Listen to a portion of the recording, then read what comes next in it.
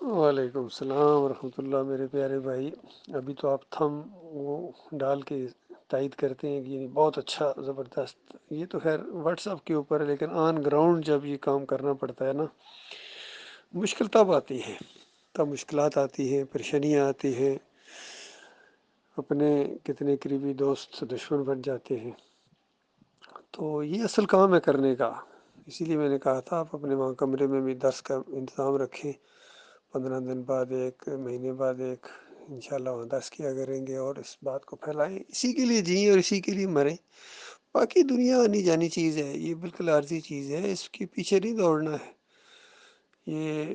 تم اللہ کی طرف دیکھو اور دعوت کی طرف دیکھو، آخرت کی طرف دیکھو، یہ دنیا خود پیچھے بھاگتی ہی آئے گی، لیکن اس دنیا کے پیچھے بھاگو گے تو نہ دنیا ملے گی اور نہ آخرت ملے گی، یہ معاملہ ہے۔ لیکن تبلیغ ہو، قرآن کی تبلیغ، حدیث کی تبلیغ، صحیح معنوں میں ایمان توحید کی تبلیغ، یہ اصل تبلیغ ہے۔ یہ نہیں کہ قصے کہانیاں سناؤ لوگوں کو، اس میں شرک کی ملاوٹ کی ہے، ابلیس نے کروایا شرک ان سے، ان کے قصوں کے اندر عجیب و غریب قسم کی شرکیہ باتیں ہیں اور لوگوں کے ذہن بن جاتے ہیں اس طرح۔ اب شرک اصل مسئلہ ہے، اس کے خلاف توحید کی آواز اس طرح اٹھاؤ جس طرح نبی صلی اللہ علیہ وآلہ وسلم نے اٹھائی تھی۔ اگر واقعی آپ کو اللہ کے نبی صلی اللہ علیہ وآلہ وسلم سے محبت ہے، پیار ہے، ان کا راستہ اختیار کرنا چاہتے ہیں تو ان کا طریقہ اختیار کرتے ہوئے کیا معاملہ ہے؟ ان کو تو کہا جاتا تھا تھوڑی بہت ہماری مانیں، بس ہمارے بڑوں کو کچھ نہ کہے، ہمارے اکابرین اور بزرگوں کو آپ جو ان کی کھال اتارتے ہیں نا، یہ نہ کریں، اور بس وہ والی باتیں کریں جو یعنی ان کی تعریفیں کریں، بڑوں کی، بزرگوں کی، اور ساری چیزیں ہیں۔ یہ کہ آپ نے ظلم کیا ہے، ہم نے تو آپ سے بڑی امیدیں وابستہ تھیں کہ آپ ہمارے لیڈر بنیں گے، یہ کریں گے، وہ کریں گے، آپ نے ان اپنوں کو ہی یہ ہمیں بتاتے ہیں کہ جو اس طرح کے عقیدے رکھ کے گئے ہیں وہ جہنم کا ایندھن بن گئے ہیں، کافر مشرک گزرے ہیں۔ اور بڑے بڑے سرداروں، تم بھی سن لو، تمہارا بھی ٹھکانا وہیں ہے، جاؤ گے تم وہاں،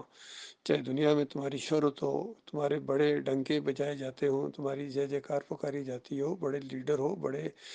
افسر ہو، بڑے عالم دین اور مولوی صاحب تھے، پیر صاحب، جج صاحب، جنرل صاحب، سارے ہو، جو کچھ بھی تھے، تمہیں اللہ کے دین سے اگر اتنا لگاؤ نہیں تھا، دنیا کی ہو کے رہے تھے صبح شام، دنیا دنیا، بس یہی تمہارا مقصد تھا، تو اس کے بعد اب چکھو مزے،